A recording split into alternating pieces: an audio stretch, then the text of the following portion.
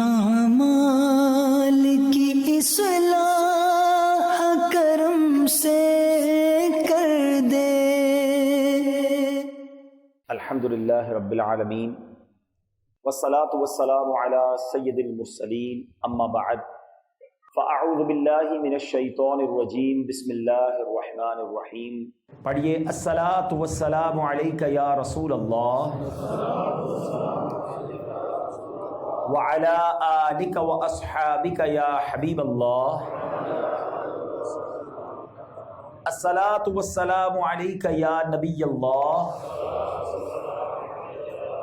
وعلی آلک واصحابک یا نور اللہ۔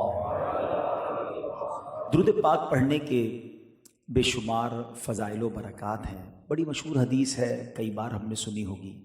نبی پاک علیہ الصلوۃ والسلام فرماتے ہیں، جس کا مضمون ہے کہ جو کوئی شخص مجھ پر ایک بار درود پاک پڑھے، اللہ کریم اس کے نامہ اعمال میں 10 نیکیاں لکھتا ہے، اس کے 10 گناہ معاف کر دیے جاتے ہیں، اس کے 10 درجات بلند ہوتے ہیں۔ یہ بظاہر تو ایک بڑی نارمل سی حدیث ہے اور ہم نے کئی بار سنی ہے، مگر میں چاہتا ہوں کہ اس حدیث کو ایک الگ پیرائے میں، ایک الگ سینیریو میں سمجھیے۔ ہم نارملی اپنے بزنس میں، اپنے کاروبار میں اپنی بیلنس شیٹ چیک کرتے رہتے ہیں، اور بیلنس شیٹ نارملی کیا ہوتی ہے، اگر دیسی انداز سے بات کریں کہ کتنا دینا ہے کتنا لینا ہے، جو بچ گیا وہ ہمارا ہے۔ آپ کو پتہ ہے قیامت کے دن بھی ایک بیلنس شیٹ بنائی جائے گی، اور وہ بیلنس شیٹ کسی پیپر پر نہیں، وہ نامہ اعمال کو تول کر بنائی جائے گی۔ اور اس کے بارے میں قرآن نے سورہ قارعہ میں چند آیتوں میں ہی ایک پراپر سینیریو بیان کیا ہے۔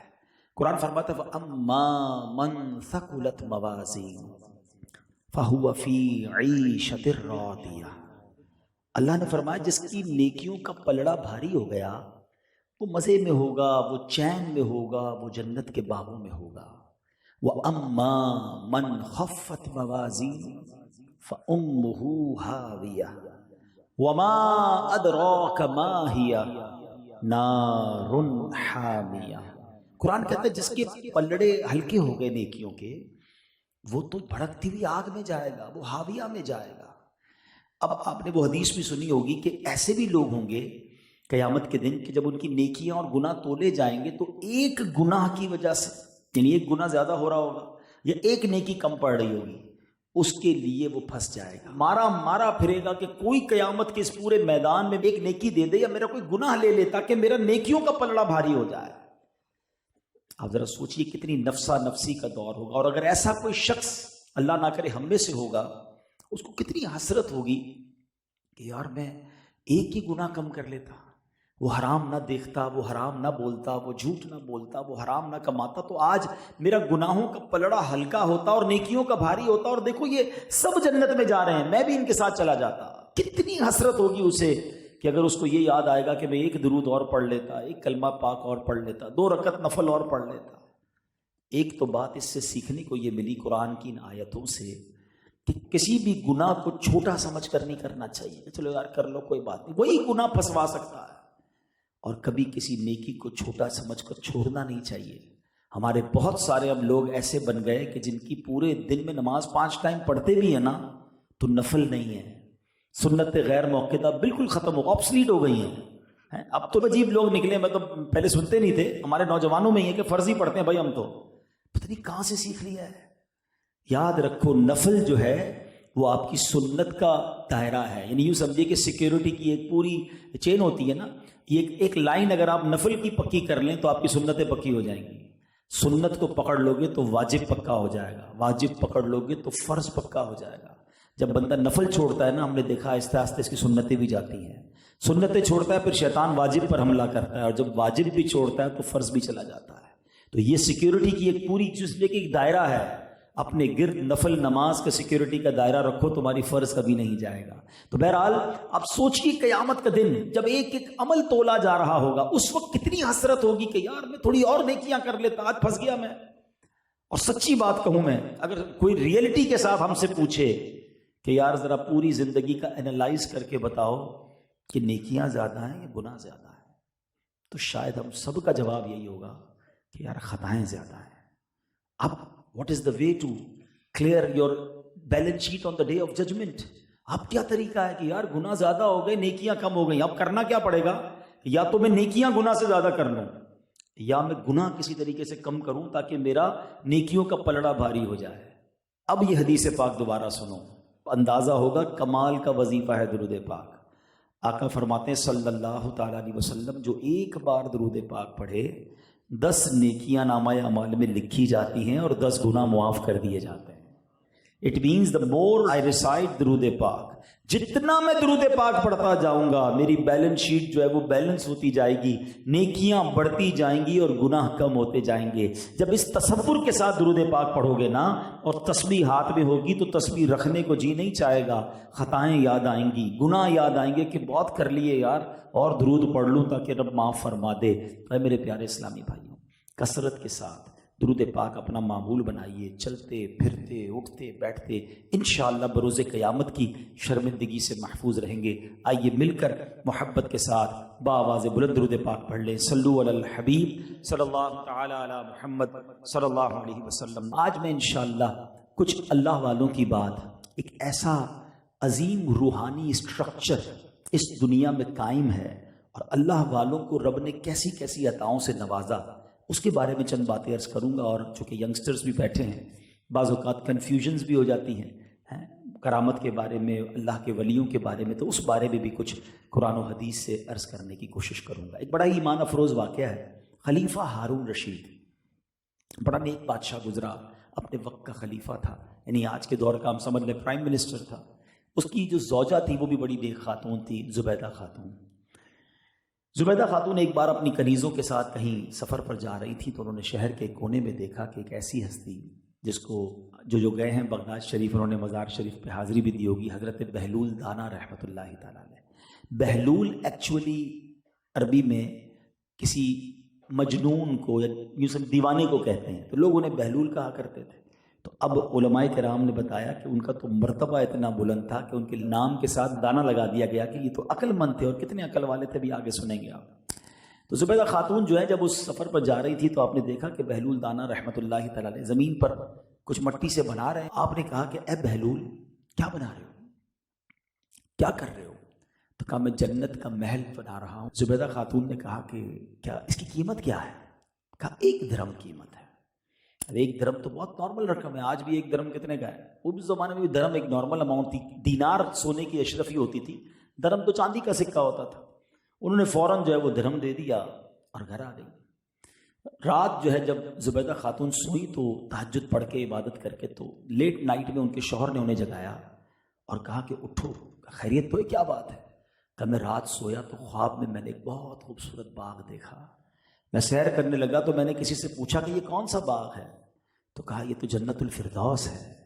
جنت الفردوس کی سیر کرتے کرتے مجھے ایک بہت خوبصورت محل نظر آیا، اس محل کے دروازے پر زبیدہ خاتون لکھا تھا۔ اے زبیدہ تم نے ایسا کون سا عمل کیا ہے کہ میں نے آج جنت میں تمہارا محل دیکھا؟ زبیدہ خاتون کہتی ہیں عمل تو پتہ نہیں، آج میں جا رہی تھی، اللہ کا ایک نیک بندہ مجھے نظر آیا، میں نے پوچھا کیا کر رہے ہو؟ کہا جنت کا محل فروخت کر رہا ہوں۔ میں نے 1 درہم دیا، انہوں نے کہا جاؤ تمہیں جنت کا محل دے دیا۔ کہ زبیدہ جلدی چلو کہیں ڈیل ختم نہ ہو جائے۔ اب ہارون رشید اپنی سواری نکالتا ہے اور جناب شہر میں تلاش جاری ہے کہ حضرت بہلول دانا کہیں مل جائیں۔ ایک کونے میں حضرت بہلول دانا بیٹھے وہی مٹی کے گھروندے بنا رہے۔ ہارون رشید کہتے ہیں اے بہلول کیا کر رہے ہو؟ کہ جنت میں محل بنا رہا ہوں۔ بیچو گے؟ کہاں بالکل بیچوں گا۔ قیمت کیا ہے؟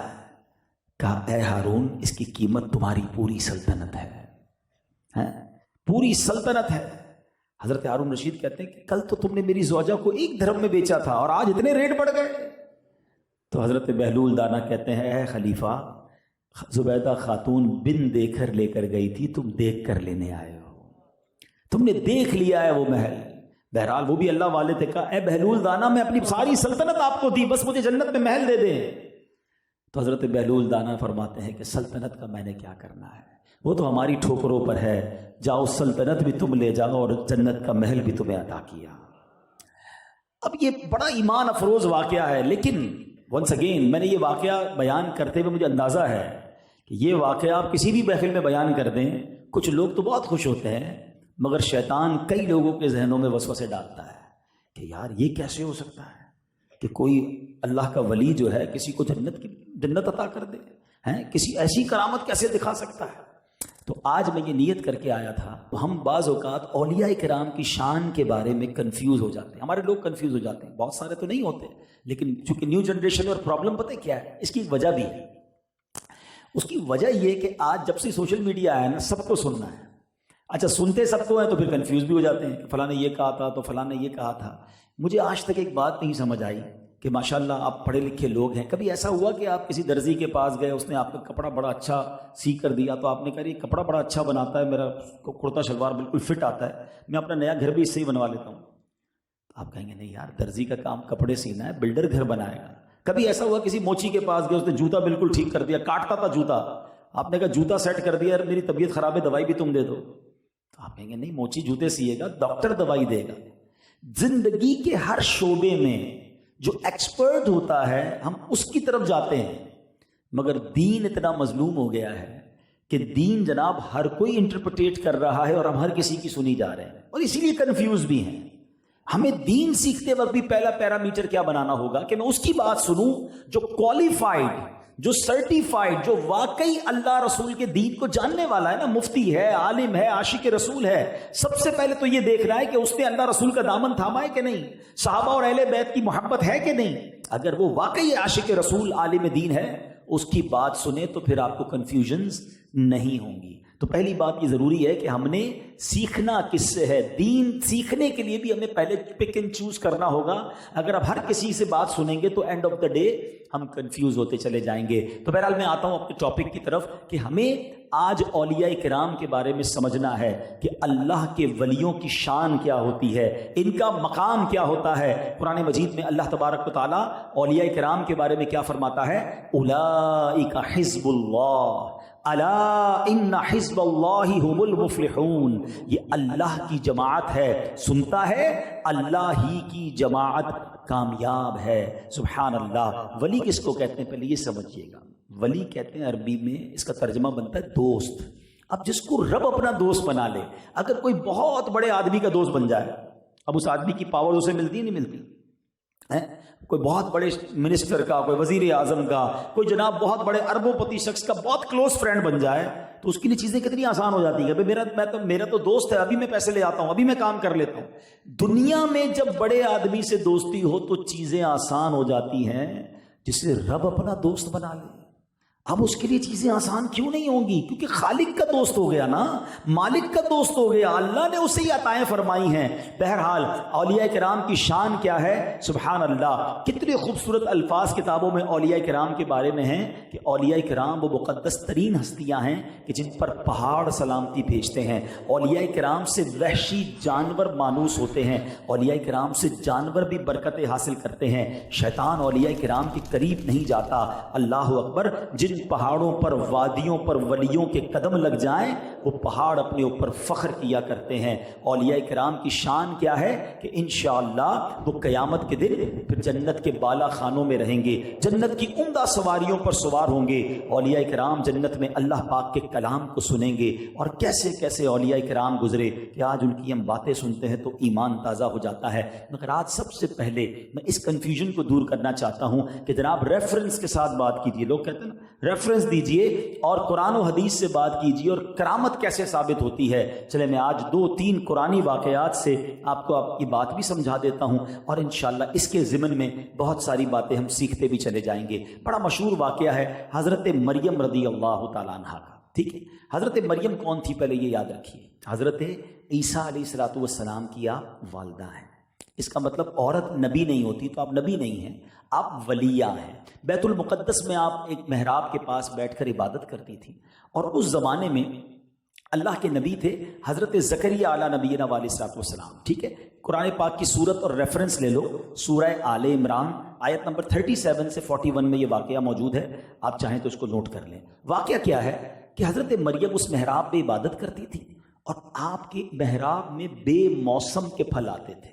سردیوں میں گرمیوں کے پھل ہوتے تھے, گرمیوں میں سردیوں کے پھل ہوتے تھے. یہ حضرت مریم کی کرامت تھی.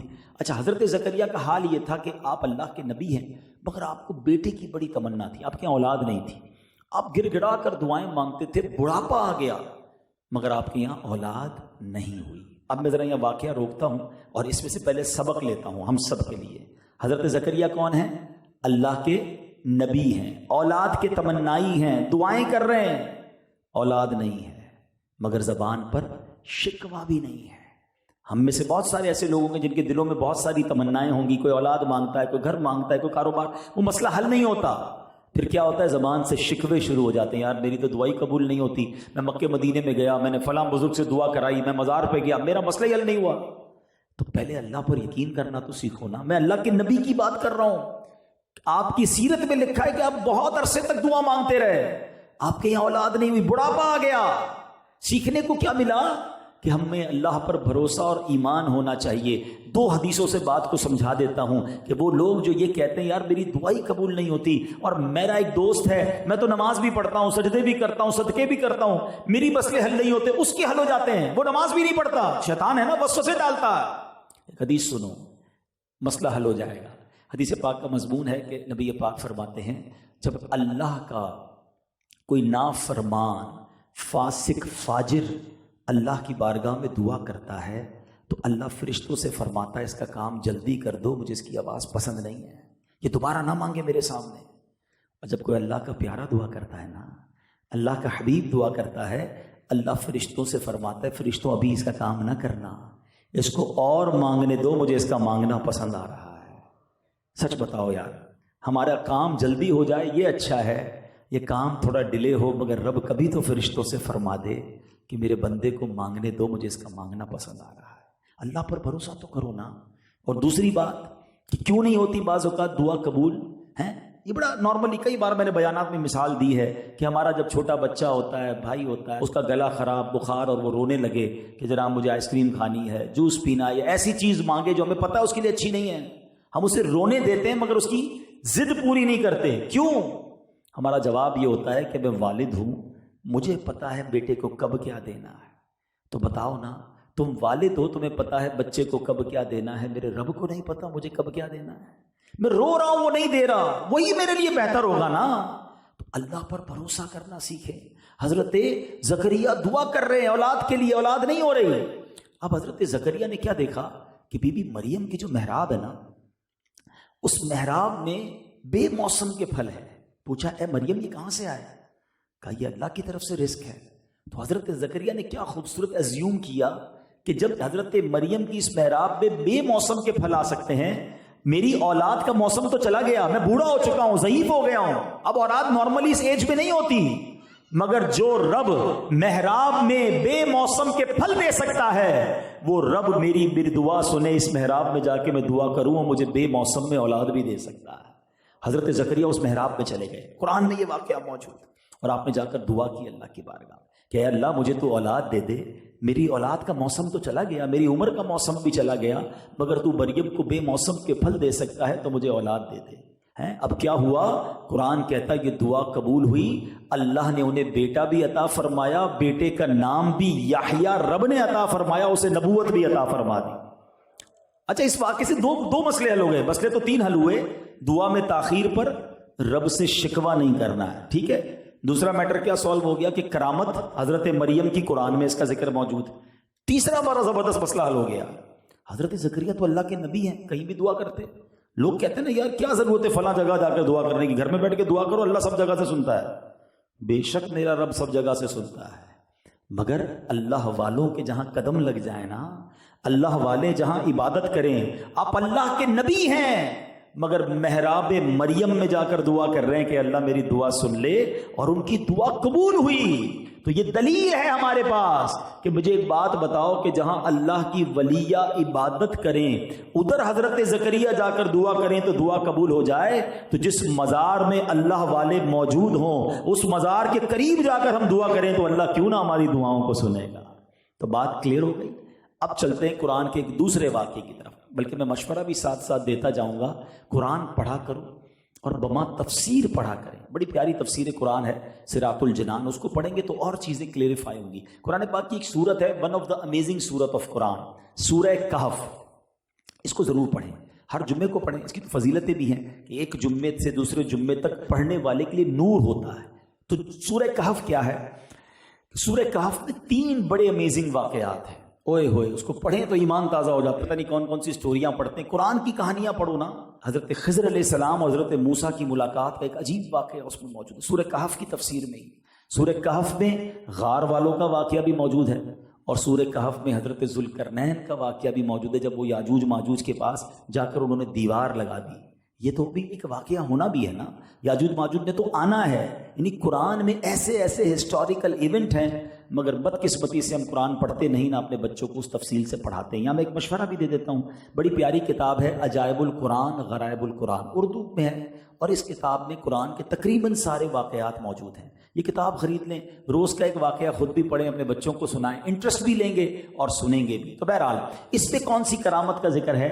اصحاب کہف جو تھے 309 برس تک غار میں سوتے رہے, فنا بھی نہیں ہوئے اور کوئی غذا بھی نہیں دی گئی. آج کوئی قومے میں چلا جاتا ہے, کبھی کبھی ہم سنتے ہیں کہ 10 سال ہو گئے, 5 سال ہو گئے, یہ بندہ بستر پر پڑا ہوا ہے, مگر اس کو ٹیوب کے ذریعے خوراک دینی پڑتی ہے ورنہ بستر پر وہ ختم ہو جائے گا. بے شک وہ اٹھ نہیں پاتا لیکن ڈاکٹرز اسے کچھ نہ کچھ خوراک دیتے ہیں. 309 برس تک اصحاب کہف اور غار کے کنارے پر ان کا کتا وہ سوتے رہے, کوئی غذا نہیں ملی, کوئی فنا نہیں ہوئے, اور جب رب کا حکم ہوا تو دوبارہ بیدار ہو گئے. اور یہ واقعہ قرآن میں کیسا ہے؟ اللہ کریم فرماتا ہے وَتَحْسَبُهُمْ أَيْقَاظًا وَهُمْ رُقُودٌ وَنُقَلِّبُهُمْ ذَاتَ الْيَمِينِ وَذَاتَ الشِّمَالِ وَقَلْبُهُمْ بَاسِطٌ ذِرَاعَيْهِ بِالْوَصِيدِ. قرآن کہتا ہے اور تم انہیں جاگتا سمجھو اور وہ سوتے ہیں اور ہم ان کی داہنی باہنی کروٹیں بدلتے ہیں اور ان کا کتا اپنی کلائیاں پھیلائے ہوئے غار کی چوکھٹ پر ہے. اس آیت میں اصحاب کہف جو اللہ کے ولی ہیں, اولیاء ہیں, ان کی 3 کرامتیں بیان ہوئیں. نمبر 1 جاگنے کی طرح اب تک سونا. نمبر 2 رب کی طرف سے کروٹیں بدلنا کہ نہ ان کے جسم ختم ہو رہے ہیں, بغیر غذا کے باقی ہیں. اور تیسری کرامت ان کی یہ ہے کہ ان کا کتا جو ہے وہ بھی 309 برس تک سلامت رہا اور وہ بھی جب وہ اللہ والے اٹھے تو وہ بھی اٹھ گیا. تو بہرحال میرے پیارے اسلامی بھائیوں, کرامت کی ثبوت قرآن پاک میں موجود ہیں. ایک اور ثبوت لے لو اور اس سے بھی ہمیں بہت کچھ سیکھنے کو ملے گا, اور وہ واقعہ ہے حضرت سلیمان علیہ نبینا علیہ الصلوۃ والسلام کا. ٹھیک ہے, ملکہ بلقیس جو ہیں ان کے پاس آ رہی تھی تو انہوں نے کیا کہا, اپنے جو رفقا تھے, اپنے جو حوالی تھے, آپ کے ساتھ بیٹھے تھے, آپ نے کہا کہ میں چاہتا ہوں کہ ملکہ بلقیس کے آنے سے پہلے اس کا تخت جو ہے وہ میرے سامنے لے آیا جائے. اب تخت کئی گز لمبا, کئی گز چوڑا. اب مثال کے طور پہ میں آپ میں سے کسی سے کہوں کہ جس کا گھر جناب ملیر میں ہو کہ بھائی ہمارا اجتماع ختم ہونے سے پہلے اس کے گھر سے اس کا بیڈ اٹھا کے یہاں لے آؤ, تو آپ کہیں گے ایسا پاسبل نہیں ہے, بیڈ کھلے گا, سوزوکی میں لوڈ ہوگا, یہاں آئے گا, واپس انسٹال ہوگا, اجتماع ختم ہو جائے گا, بیڈ نہیں آ سکتا. ہم کراچی کے ایک علاقے سے نہیں لا سکتے. حضرت سلیمان کہتے ہیں ملک سبا سے اس کا تخت لے کر آیا جائے. اب حضرت سلیمان کی بادشاہی جنات پر بھی تھی, ہواؤں پر بھی تھی. تو ایک جن آپ کی خدمت میں بیٹھا تھا. قرآن کیا کہتا ہے, ایک بڑا خبیث جن بولا کہ وہ تخت میں آپ کی خدمت میں اس مقام سے کھڑے ہونے سے پہلے حاضر کر دوں گا. حضور ابھی آپ کھڑے نہیں ہوں گے, اس سے پہلے آ جائے گا. آپ نے فرمایا نہیں, مجھے اس سے بھی پہلے چاہیے, میں چاہتا ہوں مجھے اس سے بھی پہلے چاہیے. اللہ اکبر. اب آپ کے پاس ایک ایسا شخص بھی موجود تھا جو آپ کا صحابی تھا, آپ کا امتی تھا, اور اس کے پاس اللہ کے نام کا علم تھا. اس نے کیا کیا؟ قرآن کہتا ہے قال الذی عنده علم من الکتاب, اس نے عرض کی جس کے پاس کتاب کا علم تھا, حضور میں آپ کی پلک جھپکنے سے پہلے اس کو حاضر کر دوں گا. اور ایسا ہی ہوا. آگے قرآن کہتا ہے فَلَمَّا رَآهُ مُسْتَقِرًّا عِنْدَهُ, آپ نے دیکھا وہ سامنے آ گیا, تخت بات جاری اور تخت آ گیا. لیکن سبحان اللہ, حضرت سلیمان نے کیا کہا, هَذَا مِنْ فَضْلِ رَبِّي, یہ میرے رب کا فضل ہے. یہاں ایک بات سیکھنے کو ملتی ہے کہ اتنا بڑا کمال حضرت سلیمان اور آپ کی امتی نے دکھایا, مگر یہ نہیں کہا یہ میرا کمال ہے, میں نے کچھ کیا.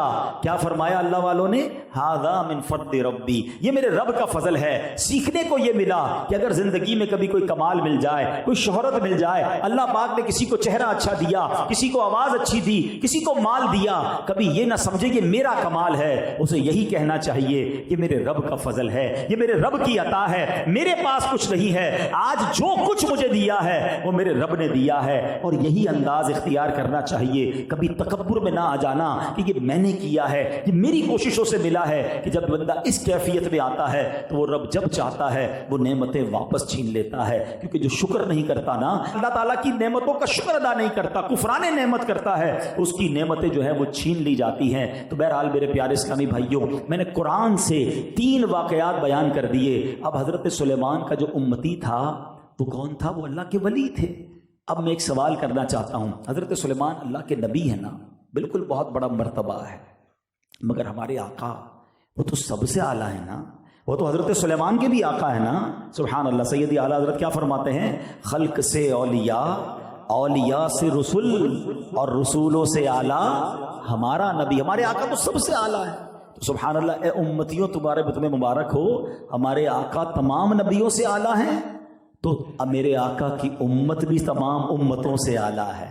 میرے آقا کی امت کے اولیاء وہ پچھلی ساری امتوں کے اولیاء سے افضل ہیں۔ تو جب حضرت سلیمان کی امت کا ایک ولی کرامت دکھا سکتا ہے تو میرے آقا کی امت کے غوث اعظم کیوں نہیں کرامت دکھا سکتے؟ داتا گنج بخش کیوں نہیں کرامت دکھا سکتے؟ اللہ نے پچھلی امتوں کے ولیوں کی کرامت قرآن میں ذکر کی، تو نبی پاک کی امت کے اولیاء کرام کی اگر ہم کرامت سنتے ہیں تو why we are going for confuse? ہم کیوں کنفیوز ہوتے ہیں؟ جب اللہ والے ہیں، اللہ نے انہیں یہ طاقت عطا فرمائی ہے، تو ہمیں اس پہ کوئی پرابلم نہیں ہونی چاہیے۔ اور اب میں ایک حدیث پاک سنانے جا رہا ہوں، اور اس حدیث کے پیرائے میں ہمیں بہت کچھ سیکھنے کو ملے گا کہ اولیاء کرام جو ہے نا، پہلے یہ بات سمجھ لیں، اولیاء کرام کی ایکچوئل کوئی ہمارے پاس نشانی نہیں ہوتی ہے۔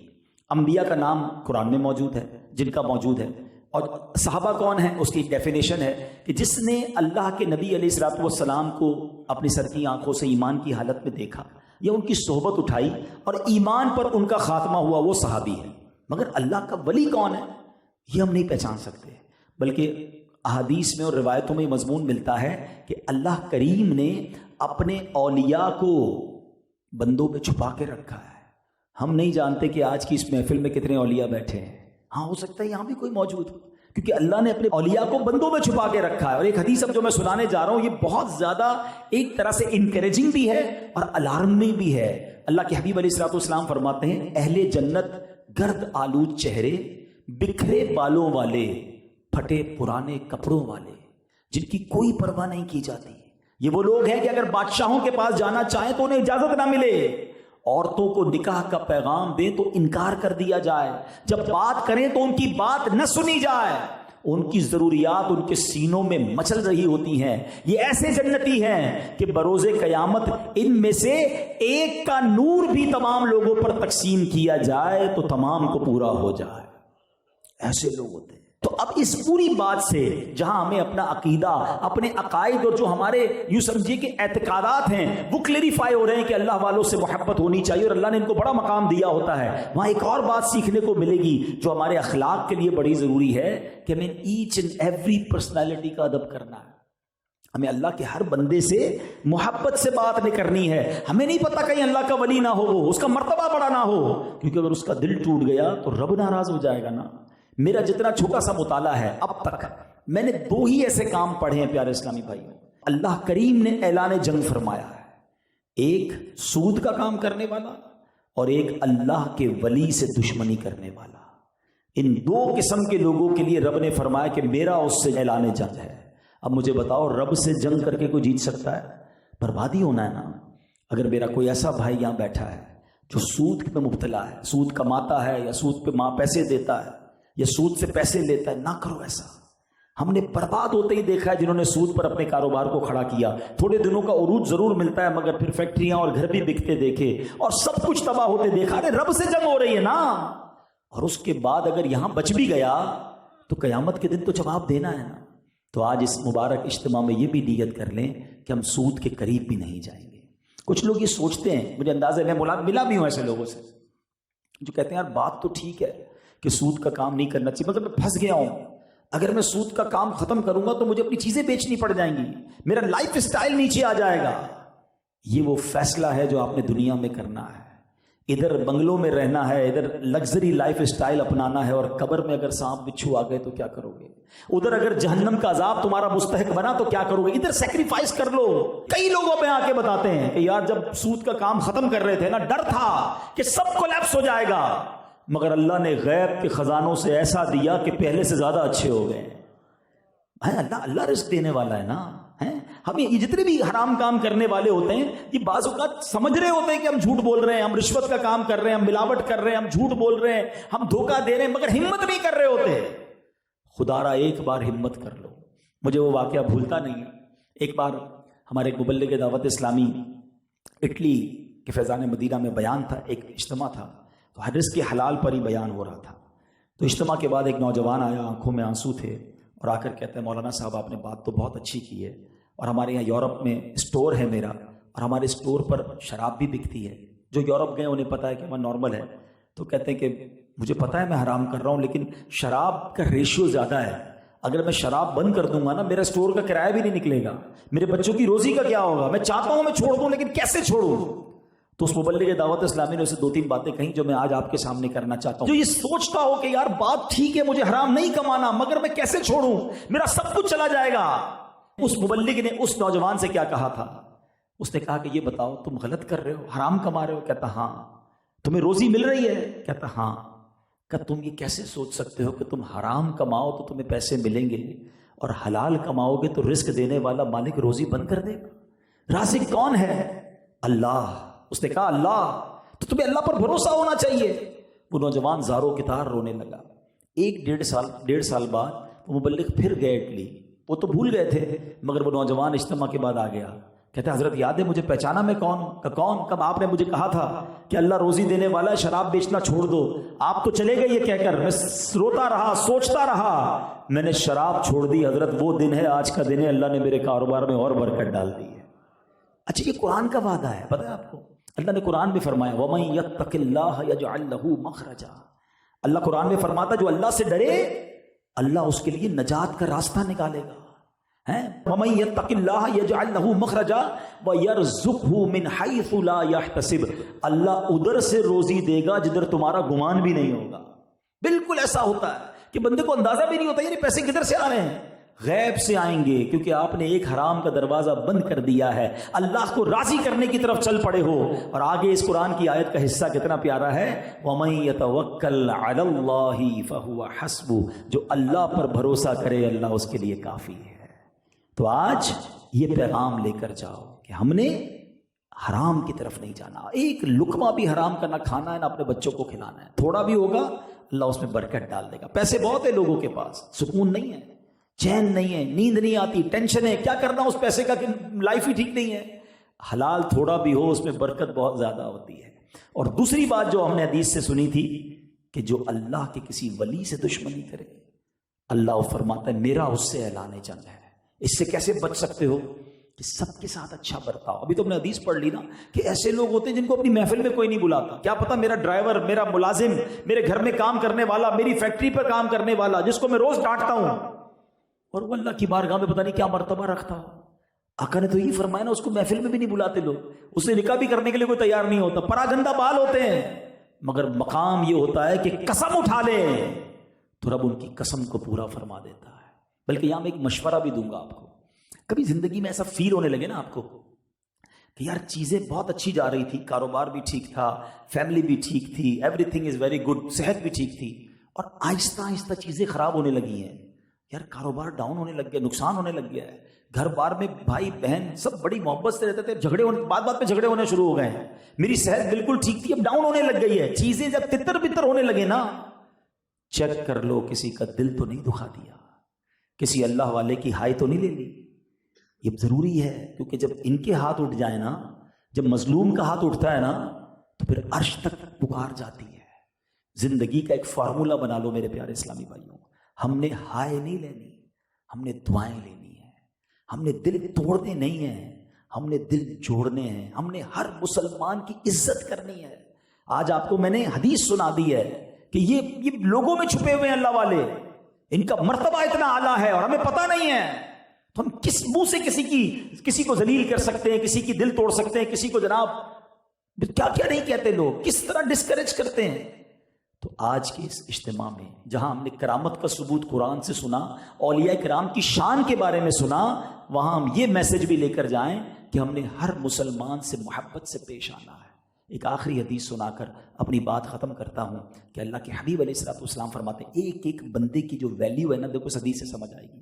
آقا فرماتے ہیں من آذا مسلمن فقط آذانی، جس نے کسی مسلمان کو تکلیف دی وہ ایسا ہے جیسا اس نے مجھے تکلیف دی.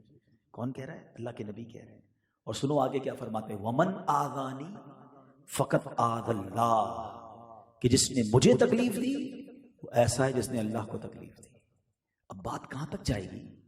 تو پلیز خاص طور پر میں آپ کو مشورہ دیتا ہوں کہ ہم نارملی اپنی اسٹیٹس کے لوگوں سے بڑی محبت سے مل رہے ہوتے ہیں، دعوت میں بھی بلا رہے ہوتے ہیں، ان کی دعوت میں بھی جا رہے ہوتے ہیں، ان کی چھوٹی موٹی بات کو اگنور بھی کر دیتے ہیں. یار وڈو ماڑو ہے نا، کوئی گال نہیں، وڈو ماڑو پوتے نہیں جگہ تے آئے ننھے ماڑو سے ودارے تھڑکو. ہاں میں آپ کو صحیح بتا رہا ہوں.